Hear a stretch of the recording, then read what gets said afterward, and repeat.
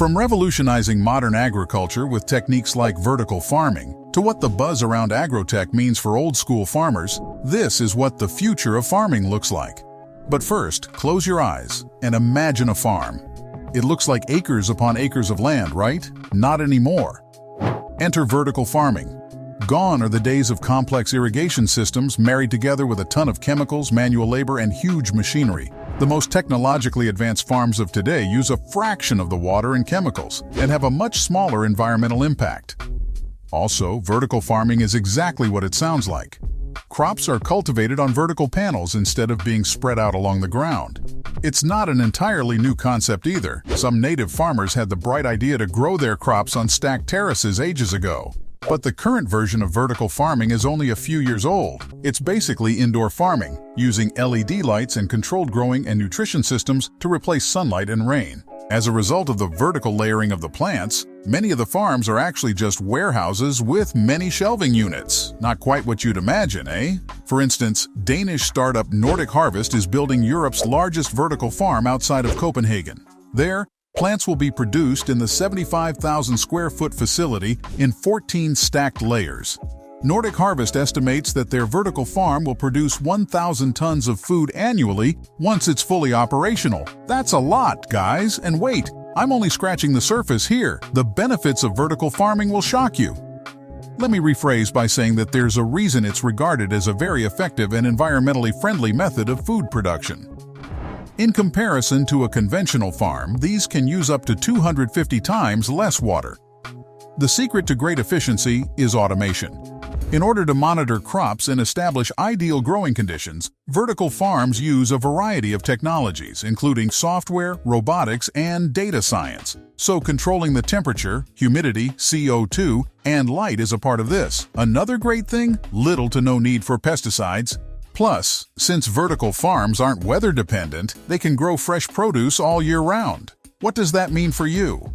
Well, you could have the juiciest, most exotic fruit being cultivated in your local warehouse, rather than being grown on large fields and then transported over huge distances in trucks and airplanes. Food will be fresher and consume less fuel. We all want that, right? Also, vertical farms yield more than traditional farms do.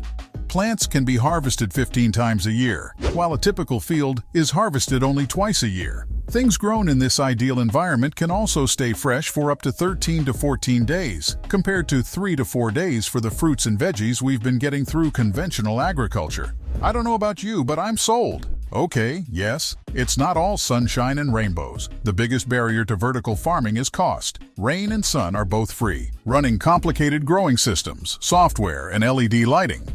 Yeah, not so much. While some facilities use electricity generated by wind turbines, fossil fuel-powered vertical farms make the problem of climate change worse rather than better. Let's not forget, it's also costly to purchase urban real estate on which you'd be able to construct a vertical farm. For instance, in Melbourne, Australia, a square meter of city land costs roughly $3,500. But the pros definitely outweigh the cons, because despite this, the global market for vertical farming is predicted to soar from $5.5 billion in 2020 to almost $20 billion by 2025.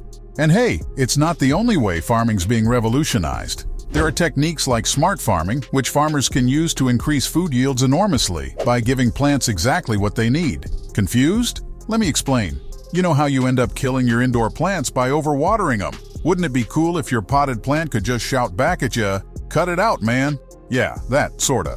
Computerized systems are used in precision agriculture to monitor crop watering, fertilizing, and harvesting. To create the ideal circumstances, soil and plants can both be continuously monitored. In the end, farmers know exactly what's needed and how much of it. The result? Increased productivity and much higher yields.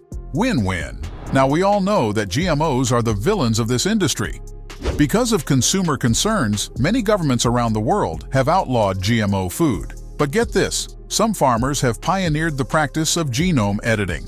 The idea behind it is to alter an organism's genome down to a single genetic letter, whether it's a plant or an animal. Genome editing mimics the natural process of mutations rather than altering entire genes. To achieve high yields that are resilient to climate variations, crop breeding has historically depended on mutations and selective breeding. To put it another way, genome editing mimics the natural process in a more carefully controlled way, which improves the course of agriculture in the future without the nasty side effects. Oh, and did you know how AI has become a massive game changer in farming these days? What was previously thought to be a creation of science fiction is now used in many areas of modern society. The world's industries are already being transformed by AI, so why should farming be any different? In the field of agriculture, the strength of AI lies in its capacity to create environments that are optimal for plant growth. The right conditions are provided for plants to grow to their full potential by regulating variables like temperature and CO2 levels. For instance, using AI, an indoor farm of just 340 square feet produced what a 3-acre farm would yield over the year. I'm going to throw in an AI robot for good measure too. Automated weeding eliminates all weeds close plants by a snazzy old robot that can tell a crop from a weed and apply a good amount of pesticide to kill it.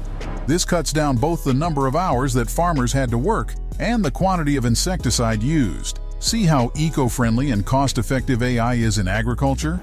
And despite the fact that some farmers are already using AI to some extent, we've just begun to scratch the surface of what's possible with this sophisticated technology. In the future, farms can expect AI helping them achieve huge agricultural productivity goals while maintaining a high standard of quality. And if you've been following the conversations around population growth and food scarcity, you know the world needs it, and needs it bad.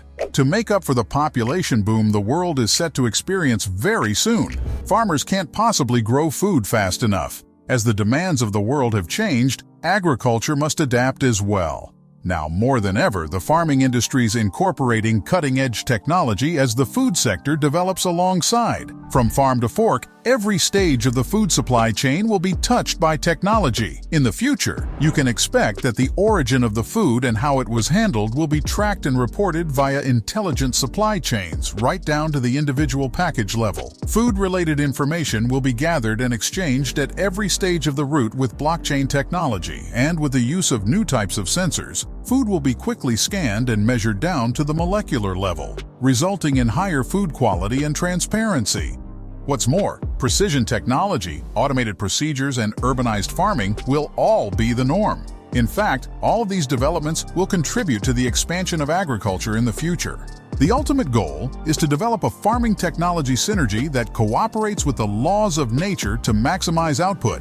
Yup, working with nature and not against it is extremely important if we want to get this right.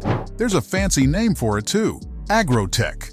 Simply put, agricultural technology allows those working in farming and horticulture to make decisions that are wiser, more effective, and more sustainable. Already, the effects of technology on agriculture can be seen across our food systems, from the usage of GMOs to satellite imagery to soil and water sensors. More effectively than ever, agritech has made it possible to feed the world's rapidly expanding population. In the production of food, we use it to cut waste and expenses by using machines, robots, software, and other tools. Then, when it comes to things like insect tolerance and the need to safeguard crops, it'll allow farmers to determine the ideal mixture of soil type, water irrigation, fertilizer, and insecticides. All in all, agritech is responsible for many of these advances: cost savings, higher crop yields, and greater pest resistance. And it's just the start. The future of farming looks bright, y'all. And no, it's not coming for the jobs of farmers.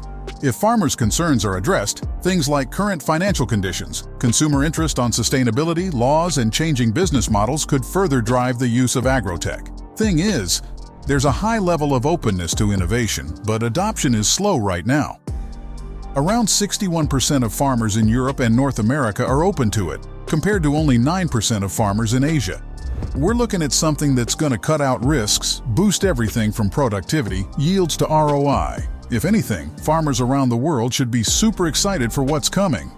So, from what the buzz around agrotech means for old-school farmers, to revolutionizing modern agriculture with techniques like vertical farming, that's what the future of farming looks like.